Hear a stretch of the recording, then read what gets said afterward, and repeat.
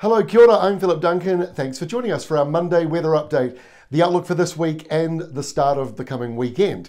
Let's get into the animated wind map today, and it shows air pressure, and you can see this very small area of low pressure moving into the western side of the North Island, and that's got a few afternoon downpours and isolated thunderstorms as it moves on through with a few downpours. And you can see all of that live on the Weather Watch and Rural Weather websites. Just go to the rain radar. Over in Australia, a windy change coming through, low pressure dominating that southeastern corner, while over in the southwestern corner, it's a very big area of high pressure, and there's a weaker area of high pressure in the middle here, which is also impacting parts of New South Wales and Queensland. Up in the tropics, not a lot going on, but a very gentle southeasterly flow for most of the main islands.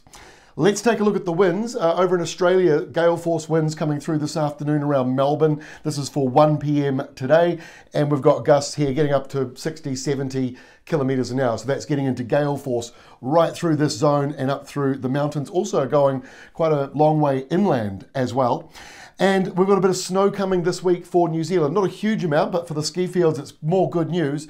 We're talking about 15 to 25 centimetres through this zone here in the yellows and oranges, and the blue around 7 to 10 centimetres. So it's mostly up in the mountains, and a little bit of light snow flurries around some of the lower ranges. That was over Tuesday and Wednesday and going into Thursday morning. So here we are for Tuesday lunchtime. That small area of low pressure we just showed you has drifted across the North Island, and now there's a light southerly flow. So that's going to be a little cooler than where you've been over the last few days. Very warm over the weekend with temperatures into the 20-degree mark. Won't be like that over in Australia. Wintry southerly coming through on Tuesday, right through Victoria, going into New South Wales with that rain and probably a bit of snow on the ranges as well, and pretty windy as you go down through Tasmania. But over on the New Zealand side, a different set of winds, although it's connected to what's happening in Australia. Windy nor'westers are coming back through on Tuesday, so that'll push temperatures up around those eastern areas. Now by Wednesday, we've got rain moving into the west coast and a colder change down here in Southland with a bit of rain. The windy westerlies carry on, another surge of wind and rain coming through for Tasmania and Victoria. And then we've got a new area of low pressure forming out here around the middle of the week, with a weak area of high pressure just to the north. So it'll be fairly calm on Wednesday in the very upper North Island, but windy through many mountain areas and through Cook Strait. Now, it gets a little bit interesting on Thursday. Following the recent floods around the upper South Island, you don't really want to see a low like that driving in more rain to this area. But the good news is the rainfall totals aren't as big. The bad news is for Takaka this coming week, about another 60 millimetres of rain. That's quite a bit for Takaka, falling in a few days. Most of that is on Thursday. And Nelson, the good news there is you've got lower totals, around 30 millimetres coming up this week. Hopefully not too problematic, but it could see a few more slips here and there. That's certainly possible on Thursday. Looks as though the biggest downpours will be around some of the northern areas. And by Friday, that low falls apart. The wind flow starts to turn around a little bit more east to southeast.